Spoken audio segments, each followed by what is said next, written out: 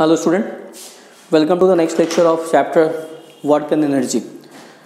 तो work energy में हमने वर्क एनर्जी पावर ये सब कुछ हमने ऑलरेडी हम एक्सप्लेन कर चुके हैं। अब इस लेक्चर में हम इस पर कुछ न्यूमेरिकल डिस्कस करेंगे और फाइनली हम law of conservation of energy discuss करेंगे। तो देखिए हमारे पास पहले कुछ न्यूमेरिकल से पहले हम न्यूमेरिकल देखते हैं। एक क्वेश्चन हम डिस्कस कर चुके हैं, question number 2। A man weighing 500 Newton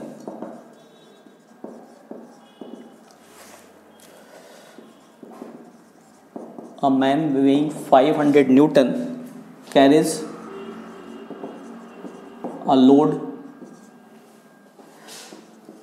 a load of 100 Newton up a height of stairs 4 meter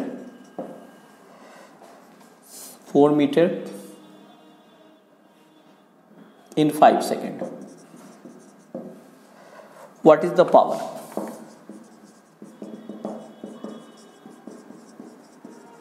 okay, देखते हैं हम यहाँ पे हमारे पास वेट गिवन है। तो टोटल वेट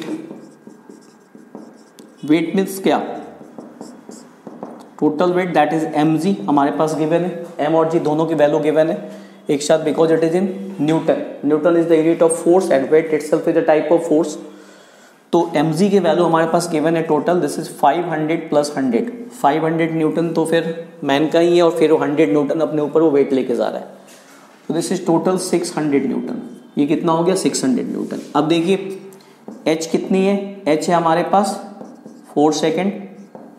तो पहले तो हम वर्क डन निकाल लेंगे। तो work done equal to what? Work done equal to mgh। mg पूरी mg की वैल्यू आपको गिवन है 600 और टाइम कितना लगा? Sorry, this is not 4 second, this is 4 metre.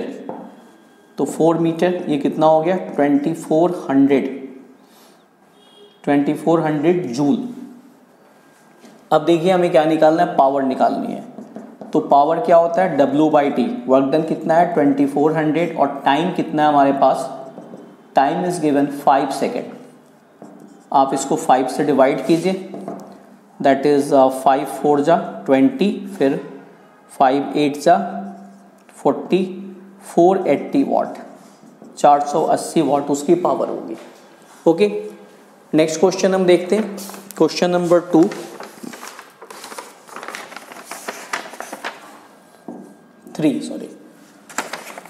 A car of weight 20,000 Newton.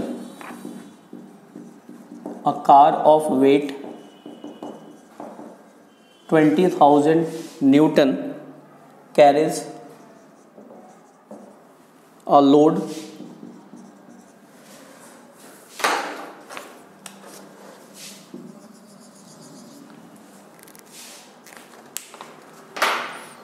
carries a load 100 Newton up a height of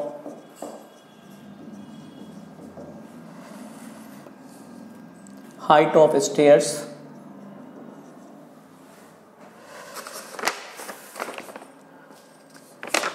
'height of heels', stairs पे car नहीं जाएगी, sorry. 20,000 Newton carries 20,000 Newton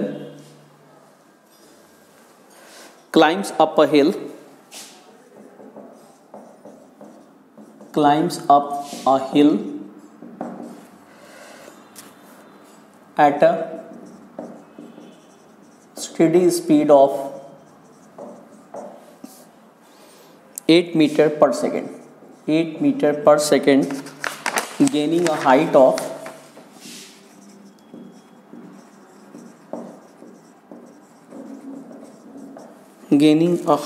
120 meter in 100 second. Calculate, क्या क्या निकालना हमें? Calculate the work done by the car and the power of engine. Again work done निकालने के लिए हमारे पास क्या है? देखिए हमारे पास जो वेट है दैट इज mg इसकी वैल्यू कितनी है 20,000 न्यूटन, ठीक है। और कितनी हाइट तक वो जा रहा है, हाइट ऑफ 120 मीटर, हमारी एच की वैल्यू सीधा गिवन है 120 मीटर। तो work done, this is wait,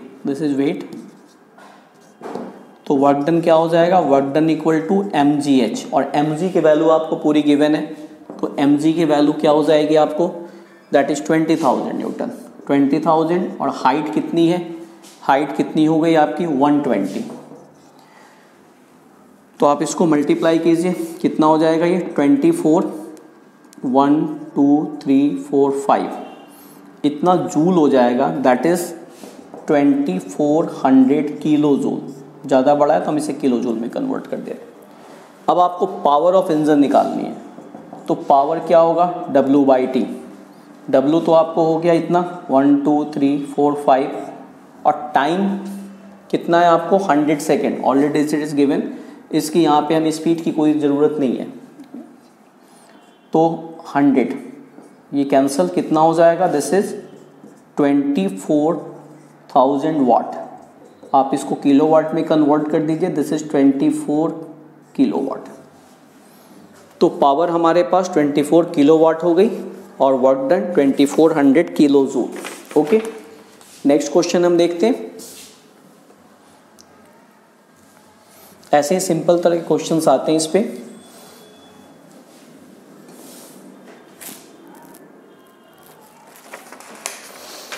देखिए next question, question number 4, calculate the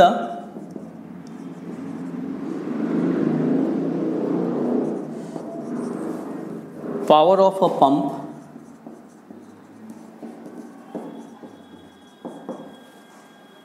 which takes 10 seconds to lift 100 kg of water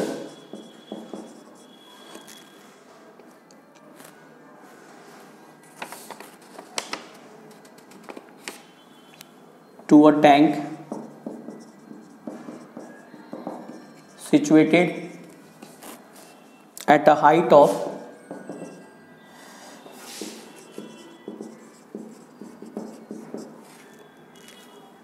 20 metre. जी की वैल्यू यहाँ पे 10 मीटर पर सेकेंड स्क्वायर आपने ले ली। अब देखिए हमारे पास मास कितना है, दैट इज 100 kg, टाइम कितना है 10 सेकेंड, और हाइट कितनी गिवन है 20 मीटर। जी की वैल्यू बोल रहा है कि 10 मीटर पर सेकेंड स्क्वायर आपने लेनी है। आपको क्या निकालना है, पावर। ऑब्वियसली पहले आप क्या निकालेंगे, पहले हम वर्क डन निकालेंगे। तो वर्क डन अगेंस्ट ग्रेविटी है, ये नीचे से ऊपर की तरफ ले जाया जा रहा है। तो मास कितना है हमारे पास, मास 100, जी की वैल्यू हो गई 10 और हाइट कितनी हो गई 20। ये कितना हो गया 2 1 2 3 4 20,000 जूल आपका वर्क डन हो गया।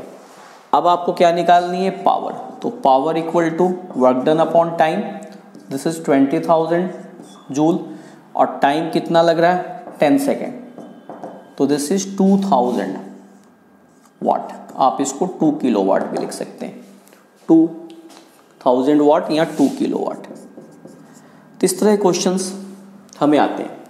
Now the last topic of the chapter, that is law of conservation of energy. देखिए इसके बारे में हम पहले ही डिस्कस कर चुके हैं। According to law of conservation of energy हमारे पास क्या है, energy can not be created neither be destroyed, it can be only transformed from one form to another. Energy को केवल एक फॉर्म से दूसरे फॉर्म में हम कन्वर्ट कर सकते हैं। जैसे हमारे घर में इलेक्ट्रिक एनर्जी आ रही है, अब इलेक्ट्रिक एनर्जी को हम अपने रिक्वायरमेंट के हिसाब से, अगर हम इसे लाइट जला रहे हैं तो ये किस में कन्वर्ट हो गई, लाइट एनर्जी में कन्वर्ट हो गई। अगर हम इससे फ़ैन चला रहे हैं ये काइनेटिक एनर्जी में कन्वर्ट हो गई।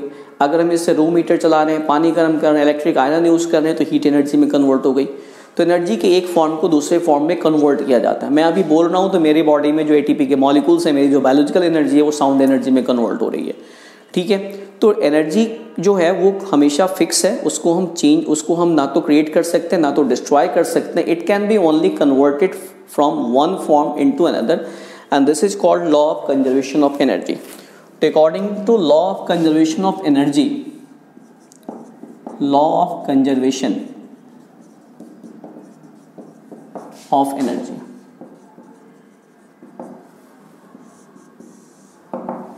देखिए यहां पे क्या है,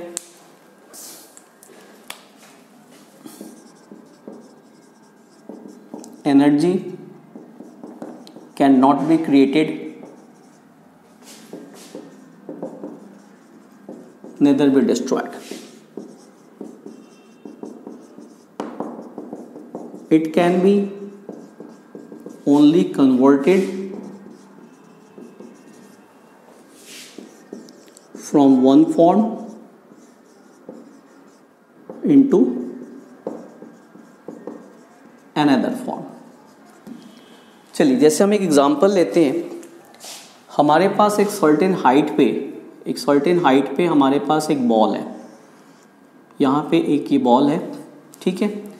इस पॉइंट पे बॉल में क्या होगा, बॉल एक सर्टेन हाइट पे रखी हुई है, तो ड्यू टू द इस पोजीशन हमने क्या डिस्कस किया था, एनर्जी प्रोसेस by a body due to its position और shape is called potential energy. तो अब इसमें क्या हुआ कि इसमें क्या है आपके पास, इसमें पोटेंशियल एनर्जी है।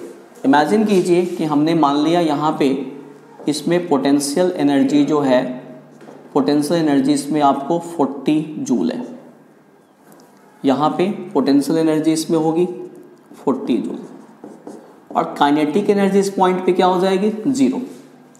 तो टोटल इस पॉइंट पे हमारे पास PE plus KE that is what, that is 40 plus 0, this is 40 joule.